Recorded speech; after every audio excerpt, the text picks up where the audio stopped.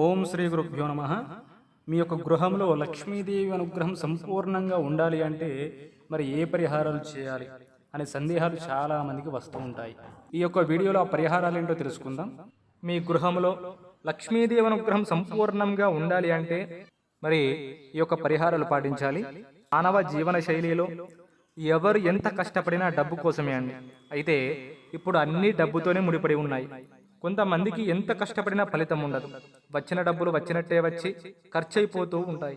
దీని మూల కారణం ఏంటంటే మీ ఇంట్లో నెగిటివ్ ఎనర్జీ ఉంటే డబ్బుపై ప్రతికూల ప్రభావం పడుతుంది. మరి ఇంట్లో లక్ష్మీదేవి అనుగ్రహం ఉండాలి అంటే మీ ఇల్లు వాస్తు దోషాలు లేకుండా సరి చేసుకోవాలి. అలాగే దైవానుగ్రహం, మాతాపితృ దేవతల అనుగ్రహం తప్పకుండా ఉండాలి. అయితే లక్ష్మీదేవి అనుగ్రహాన్ని సంపూర్ణంగా పొందుతారు. మీ ఇంట్లో చేయవలసిన పరిహారాలు ఏంటంటే వాస్తుశాస్త్రం ప్రకారంగా చూస్తే కర్పూరాన్ని ముఖ్యమైన పదార్థంగా పరిగణిస్తారు మన పూర్వీకులు బ్రాహ్మణులు. అయితే ఇంట్లో ప్రతికూల శక్తిని తొలగించి వాస్తు దోషాన్ని తొలగిస్తుంది ఈ కర్పూరం. ప్రతిరోజు కర్పూరాన్ని ఇంట్లో రాయడం వలన ఆ ఇల్లు సువాసనలతో నిండుతుంది. ఈ విధంగా కూడా లక్ష్మీదేవి అనుగ్రహం లభిస్తుందండి. ఆవుకి పక్షులకు ఆహారం పెట్టాలి. ఆవులో సకల దేవతలందరూ కొలువుండే జంతువుగా భావిస్తారు మన పెద్దలు. కాబట్టి ఆవుకి రోజు ఆహారం అందించడం చాలా మంచిది. సకల దేవతల ఆశీర్వాదాలు లభిస్తాయి. అలాగే ప్రతిరోజు పక్షులకు ఆహారం పెట్టాలి. పక్షులకు ధాన్యపు గింజలు తినిపిస్తే జీవితంలో మీకు ఎదురయ్యే సమస్యలు సంపూర్ణంగా తొలగిపోతాయని శాస్త్రం చెబుతుంది.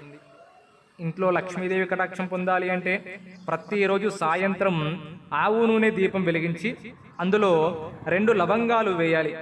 ఈ దీపాన్ని తలుపుకు 2 వైపులా ఉంచాలి.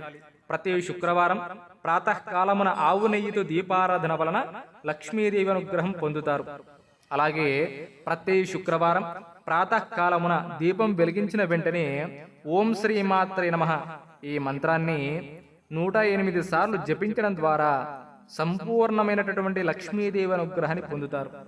అలాగే సాయంకాల సమయంలో లక్ష్మీదేవి ఇంటికి వచ్చే సమయం కాబట్టి సాయంకాల సమయంలో ఇంట్లో పడుకోకూడదు ఎవరు కూడా. మరి పడుకునే అలవాటు ఉంటే తప్పనిసరిగా మానుకోవాలి. లేదంటే లక్ష్మీదేవిని అవమానించి తిరిగి వెళ్ళగొట్టిన వాళ్ళం అవుతాం. దీంతో లక్ష్మీదేవి ఆగ్రహానికి గురి అవుతుంది. దీని వలన అధికంగా ఇంట్లో పేదరికం పెరుగుతుంది. కాబట్టి సాయంకాల సమయంలో ఎవరు కూడా పడుకోకుండా జాగ్రత్త వహించండి. మీ గృహంలో ద్వారానికి ఎదురుగా తులసి మొక్కని నాటాలి. ఆ తులసి లేని గృహంలోకి లక్ష్మీదేవి అనుగ్రహించదు అని చెప్పేసి మనకు మన పెద్దలు చెబుతూ ఉంటారు. మన గృహాన్ని శుభ్రపరచుకోవాలి. అలాగే ప్రతినిత్యం ఉదయాన్నే ఇల్లంతా శుభ్రపరిచి ఆకిట్లో ముగ్గులు పెట్టి మన ద్వారాలకి పచ్చని తోరణాలు ఏర్పరచుకొని తులసి మొక్క చుట్టూ శుభ్రపరిచి నీరు పోసి ముగ్గులు పెట్టి నెయ్యి దీపోత్సవాన్ని ఏర్పరచాలి. ఏర్పరిచిన తర్వాత అమ్మవారికి పూజా విధానాన్ని పూర్తి చేసుకోవాలి. మరి ఆ గృహంలో ప్రతి నిత్యం దీపోత్సవం ఉండాలి. ఇష్టదైవాన్ని ఆరాధించాలి. ఎవరి గృహంలో అయితే ఈ విధంగా ఆచరిస్తారో వాళ్ళ గృహంలో లక్ష్మీదేవి అనుగ్రహం సంపూర్ణంగా లభిస్తుంది. కాబట్టి అందరూ కూడా తప్పకుండా ఆచరించండి. అమ్మవారి యొక్క అనుగ్రహాన్ని పొందండి. సర్వే జన సుఖినో భవంతు.